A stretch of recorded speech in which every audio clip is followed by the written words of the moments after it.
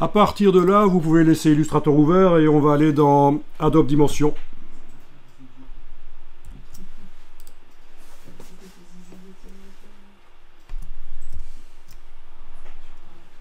Donc il est possible d'ouvrir directement le fichier OBJ, mais on peut aussi l'amener dans une scène qu'on va créer. Donc créer la scène par exemple dans Adobe Dimension, créer la nouvelle scène, voilà.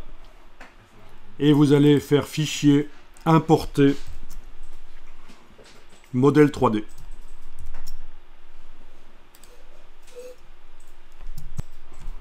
Et vous allez chercher l'OBJ que vous ouvrez.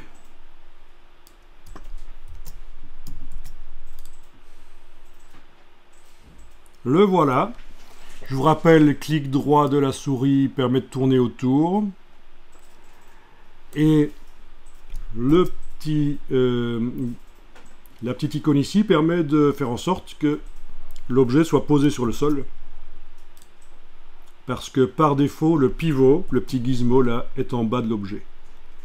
Et donc si on fait ça, on le voit posé sur le sol. Il n'est plus vu en entier.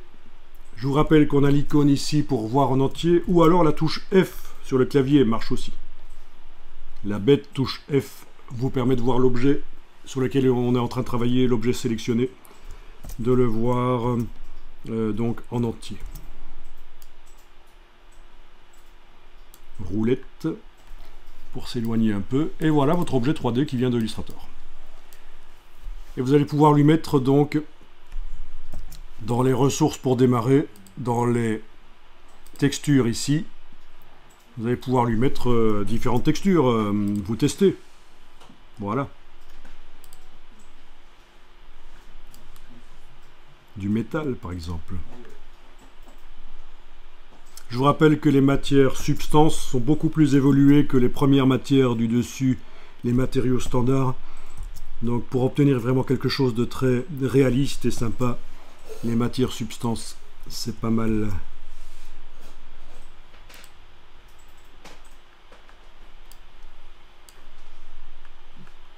Et bien sûr, il y en a qui sont disponibles sur Adobe Stock, des matières substances. Tiens, cuir perforé. Voilà. Voilà. Pour celui-là, il y a une partie du panneau là qui permet de gérer les perforations.